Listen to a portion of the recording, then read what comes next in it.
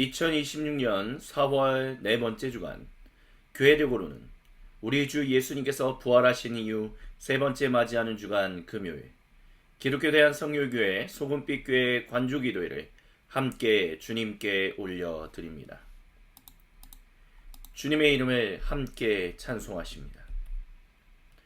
예수의 흘린 피 나에게 아오니 귀하고 귀하다.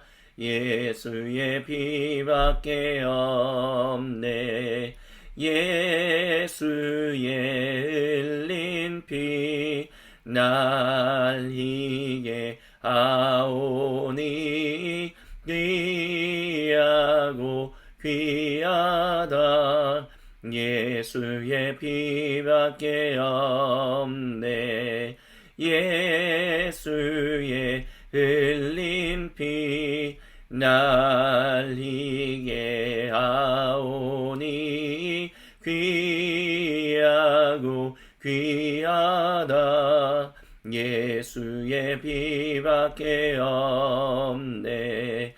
예수의 흘린 피 나에게 아오니 귀하고 귀하다. 예수의 피밖에 없네. 예수의 흘린 피 날리게 아오니 귀하고 귀하다. 예수의 피밖에 없네. 주님을 찬양하라 온 세상이여. 주님을 찬양하라 온 세상이여. 주님을 찬양하라 온 세상이여. 주님을 찬양하라 온 세상이여. 주님을 찬양하라 온 세상이여. 주님을 찬양하라 온 세상이여. 주님을 찬양하라 온 세상이여. 주님을 찬양하라 온 세상이여. 주님을 찬양하라 온 세상이여. 주님을 찬양하라 온 세상이여.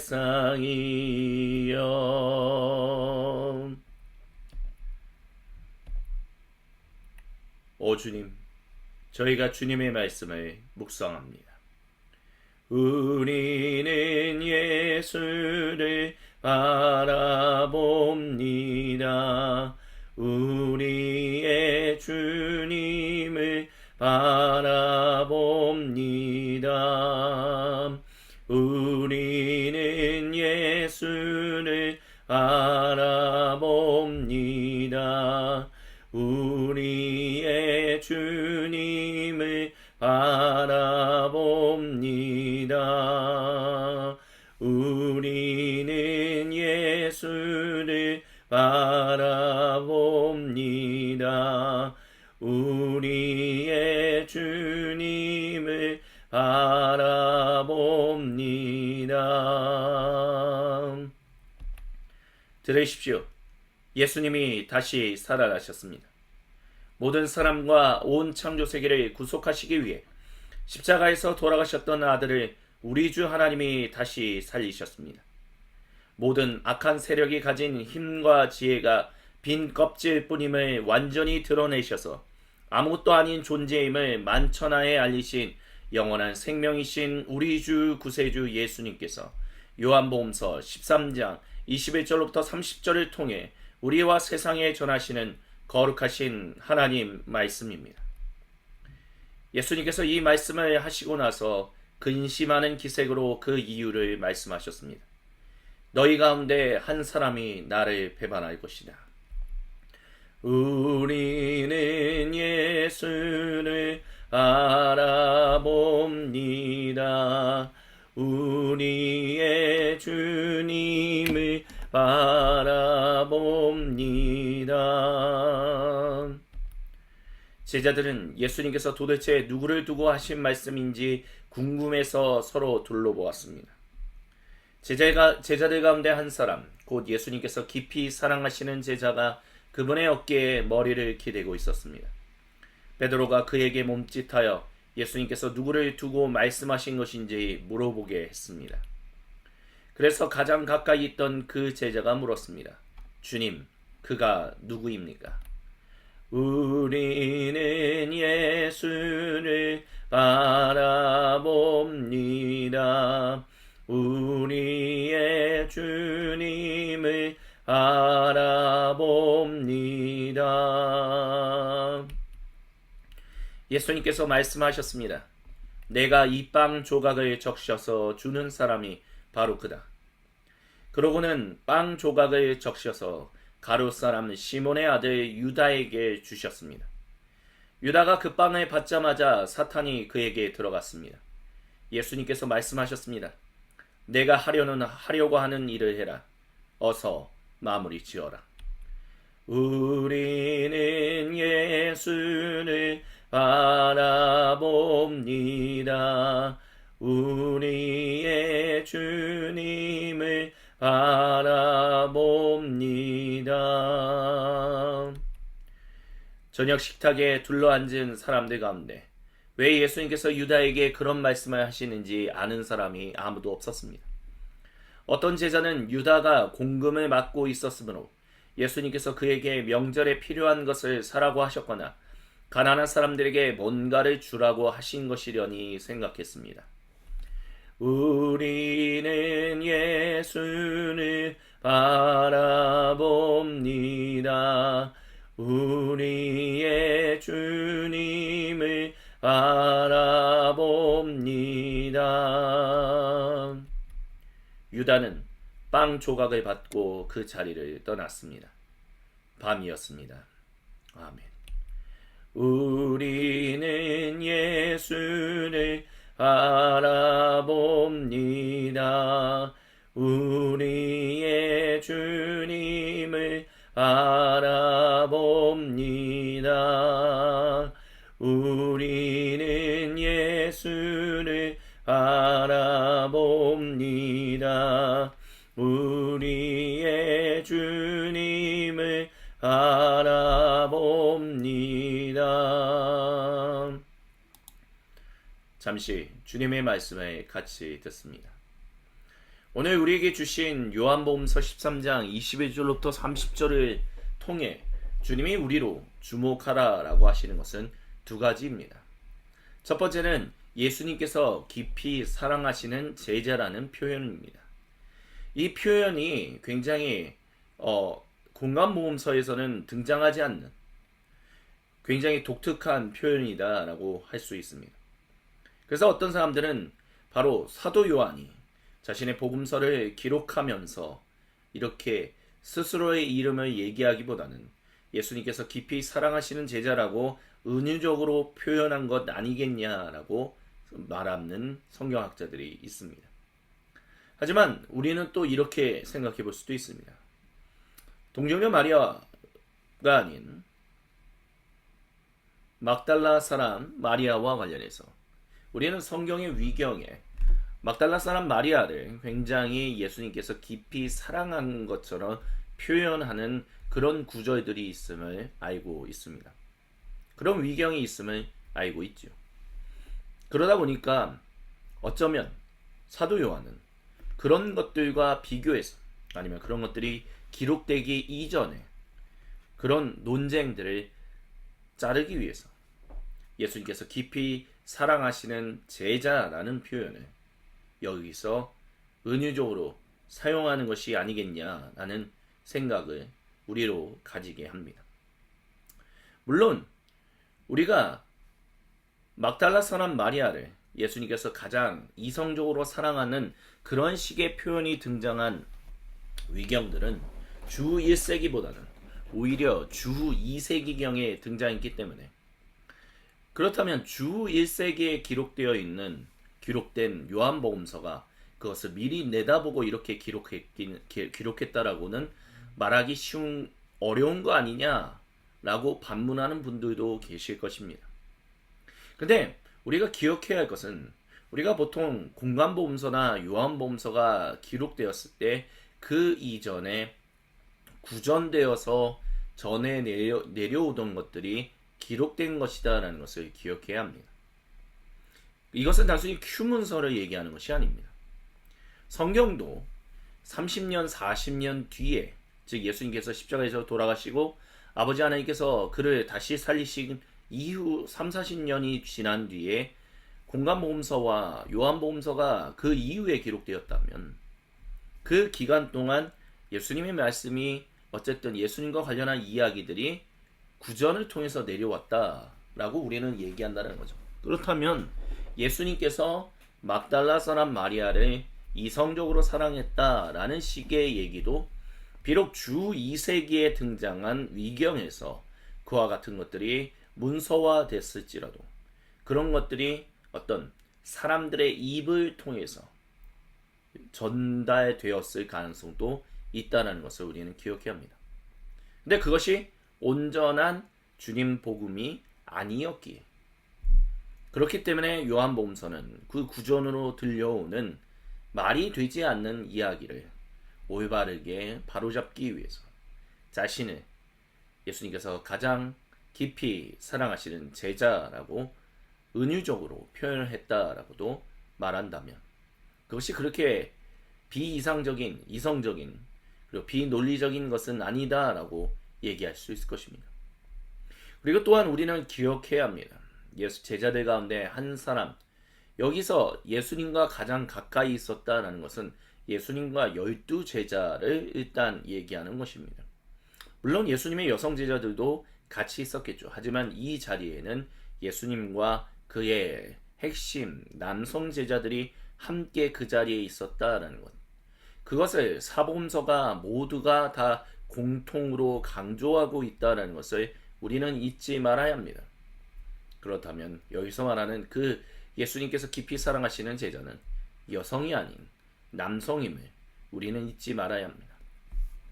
그것을 통해서 이 시간 주님이 저와 여러분 우리 모두에게 첫 번째 은혜와 도전을 주십니다. 그것은 바로 우리 지금 21세기 2026년을 살아가는 가운데서도 구전을 통해서 전달되는 그 주님의 이야기, 주님 백성과 함께하는 이야기들이 있는데, 거기에는 온전한 것이 있고 또 온전하지 못한 것이 있다는 것을 우리가 분별할 수 있어야 한다는 것입니다. 사도 요한이 진실로 저희가 지금 함께 이야기 들은 것처럼 그 잘못된 그 구전 전달을 올바르게 바로잡기 위해서 예수님께서 깊이 사랑하시는 제자를 자신으로 비유해서 은유적으로 표현했다라고 한다면, 우리도 예수님께서 자신의 몸인 공동체, 대한민국에 있는 교회 공동체와 함께 이루어 가시는 일들 가운데서 잘못 전달되고 있는 것들이 있다라는 것을 우리가 기억해야 한다라고 주님은 이 시간 저와 여러분 우리 모두에게 말씀하십니다. 그리고 잘못 전달되는 것들이 있다면 그것을 바로잡는 일들을 주님께서 사랑하시는, 가장 깊이 사랑하시는 바로 대한민국의 주님께서 주님의 백성들, 저와 여러분 우리 모두가 그 일을 해야 한다라고 이 시간 주님이 첫 번째로 이 본문을 통해서 우리 모두에게 은혜와 도전을 주십니다. 그리고 두 번째로 주님이 이 본문을 통해서 저와 여러분 우리 모두에게 주시는 두 번째 은혜와 도전은 바로 가룟인 유다와 관련한 사랑 이야기입니다. 제자들 모두 이 가룟 사람 유다가 왜 예수님으로부터 그런 얘기를 들었고 왜 나갔는지에 대해서 이해하지 못했다라고 얘기합니다. 근데 사도 요한은 공관복음서하고는 다르게 어떤 제자가 유다가 공금을 받고 있었으므로 예수님께서 그에게 명절에 필요한 것을 사라고 하셨거나 가난한 사람들에게 뭔가를 주려고 하신 것이다 라고 미루어 짐작했다라고 얘기합니다. 하지만 예수님은 분명히 말씀하셨죠. 여기 중에 나를 배신할 사람, 그 사람이 바로 가룟인 유다라고요. 직접적으로 말씀하시지는 않았습니다. 하지만 그에게 빵 조각을 적셔서 주시면서 내가 하려고 하는 일을 해라, 어서 마무리 지어라 라고 말씀하셨다라는 것을 우리는 기억해야 합니다. 도대체 배신이라는 것이 어떠한 의미로 예수님의 제자들이 이해했을까요?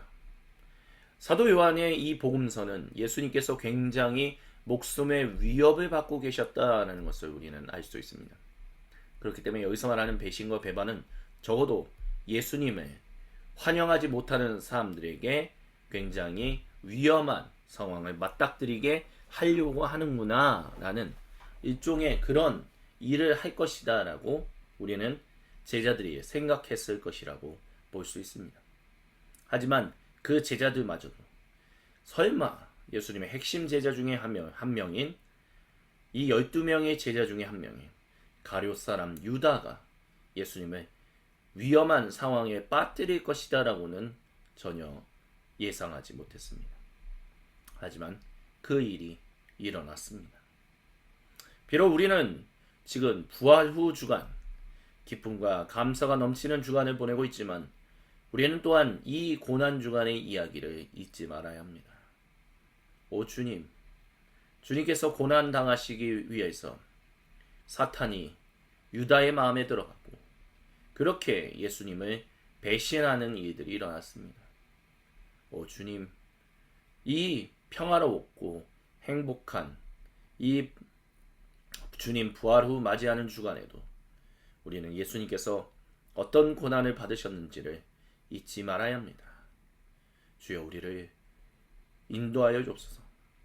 우리의 생각에 왜 항상 예수님께서 고난 당하셨는가 라는 부분에 초점을 맞출 수 있도록 주여 우리의 인생을 인도해 달라고 주님께 기도함이 마땅합니다. 아멘.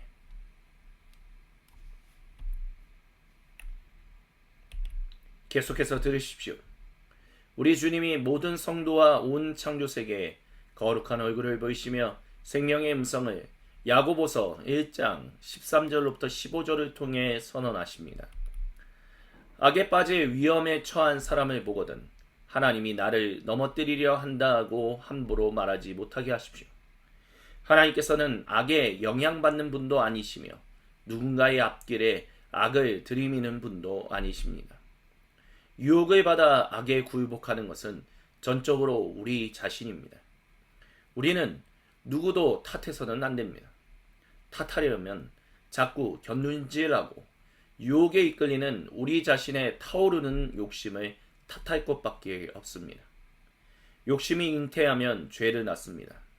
그리고 죄가 자라서 어른이 되면 진짜 살인자가 됩니다. 이는 거룩하신 우리 주님의 말씀입니다. 아멘. 주님 영광 받으소서. 주님의 형제 야고보는 예수님의 그 최후의 만찬 그 자리에 함께하지는 않았습니다. 하지만 그는 분명하게 어쩌면 가룟 사람 유다와 관련한 논쟁을 알고 있어서 이런 얘기를 했을지도 모릅니다. 요한복음서를 보면 많은 사람들이 그런 얘기를 합니다. 예수님께서 빵을 주셨기 때문에 사탄이 그의 마음에 들어갔고 그러므로 예수님께서는 그 사탄이 마음에 들어간 것을 그냥 내버려 두셨다. 결국 가룟 사람 유다의 마음에 사탄이 들어가게 한 것은 예수님 그분 자신이다 라고 얘기합니다. 하지만 요한복음서 26절부터 27절을 우리가 잘 읽는다면 바로 아무도 몰랐다라는 것을 우리는 일단 기억해야 합니다. 빵 조각을 적셔서 주는 사람이 바로 그다라고 했지만 제자들은 그 사람이 예수님을 배신할 사람이다라고 이해하지 못했습니다. 다만 빵 조각을 적셔서 유다에게 줬을 때 사탄이 그에게 들어갔다라고 말합니다. 그리고 예수님이 사탄이 들어가 있는 그에게 내가 하려고 하는 일을 하라. 어서 마무리 지어라 라고 얘기했음을 우리는 알 수 있습니다. 그리고 우리는 이것을 기억해야 합니다. 이 얘기가 가룟 사람 유다를 향한 것처럼 보일 수도 있지만 사실은 오히려 사탄을 향한 얘기였다는 것을. 네가 하려고 하는 일을 해라. 그래서 내가 십자가에서 목숨을 잃게 해라 라고 얘기했다라고도 볼 수 있습니다. 예수님께서는 오히려 가룟 사람 유다가 그 뒤에는 온전하게 회복되기를 원하셨는지도 모릅니다. 물론 이런 것들은 일종의 다 추측이기 때문에 의미 없다라고 얘기할 수도 있습니다. 하지만 우리가 잊지 말아야 할 것은 주님의 형제 야고보가 말한 것처럼 하나님은 악의 영향을 받는 분도 아니시며 누군가의 앞길에 악을 들이미는 분도 아니다라는 것입니다. 가룟 사람 유다가 이미 예수님을 팔려고 하는 마음을 가지고 있었다는 것을 사도 요한은 얘기합니다. 그리고 하나님께서는 즉 성육신하신 하나님이신 예수님은 가룟 사람 유다가 호시탐탐 기회를 노리고 있는 것에 대해서 크게 영향받지 않으셨습니다. 또한 그것을 넘겨줬을 때는 이미 예수님을 팔려고 호시탐탐 기회를 노리던 가룟 사람 유다에게 너의 해야 할 일을 하라 라고 얘기했을 뿐입니다. 나를 팔아라 라고 한 것이 아니라 이미 너의 마음에 나를 팔려고 했으니 너가 마음먹은 대로 행동해라 라고 얘기하신다는 거죠. 그에게 악을 들이민 것이 아니라 너의 마음속에 악이 있는 것을 들어가 있을지라도 그렇다면 그 일이 일어나게 하라 라고 얘기했다는 것을 우리는 잊지 말아야 합니다. 그렇기 때문에 예수님은 십자가로 가는 그 길에서 자신이 팔리는 그 일을 위해서 너의 마음속에 나를 팔고자 하는 마음 그것을 행해라 라고 그래서 하나님의 선한 일이 이루어지게 하라라는 라는 취지로 그 말씀을 하셨음을 우리는 잊지 말아야 합니다. 그러면서 주님의 형제 야고보는 분명하게 말합니다. 유혹을 받아 악에 굴복하는 것은 전적으로 우리 잘못이라고요. 그렇기 때문에 우리는 누구도 탓해서는 안 된다라고 합니다.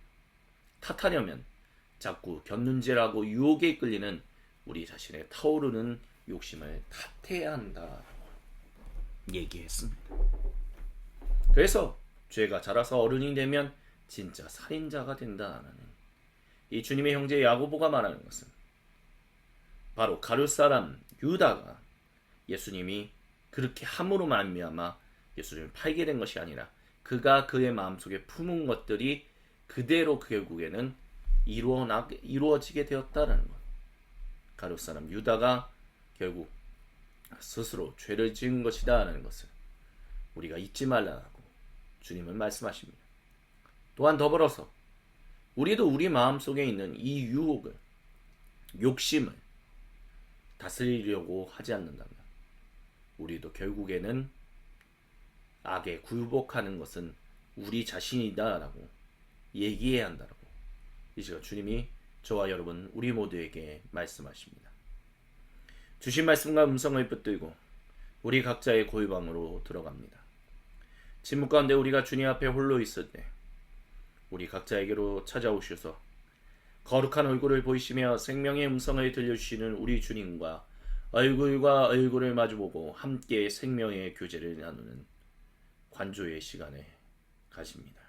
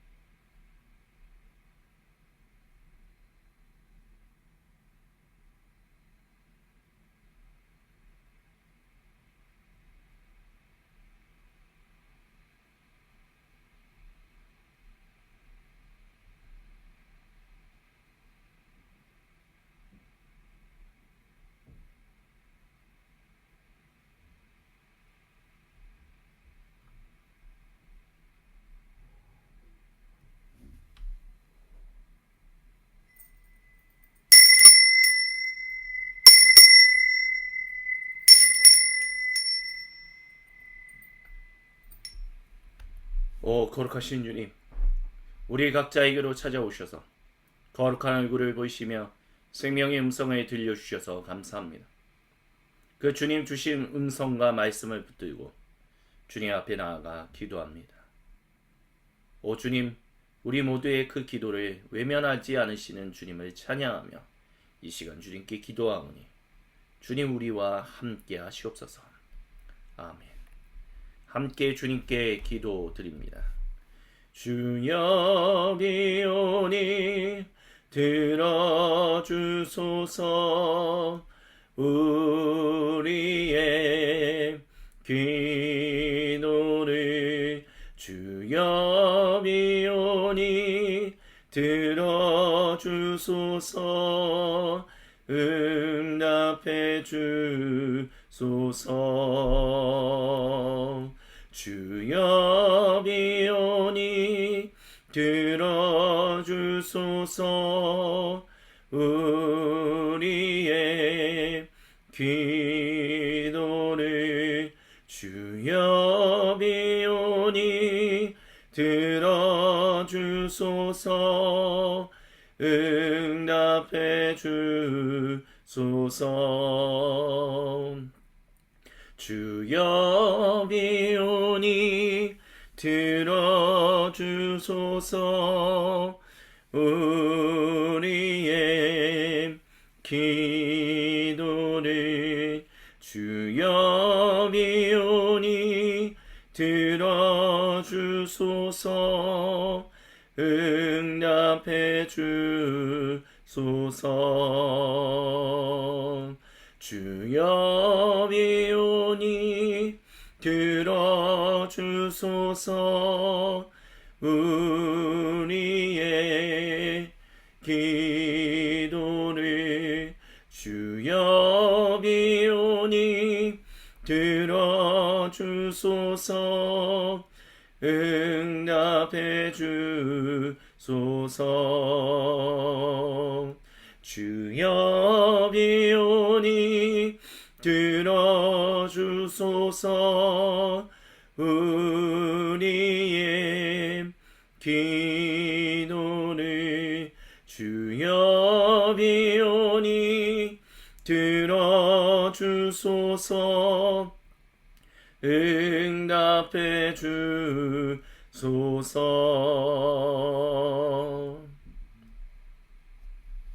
오늘도 우리와 함께 생명의 교제를 나누시는 성삼위 하나님의 이름을 송축합니다. 사랑의 나눔 있는 곳에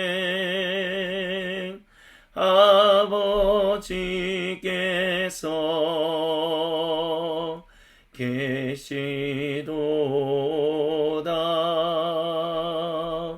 사랑의 나눔 있는 곳에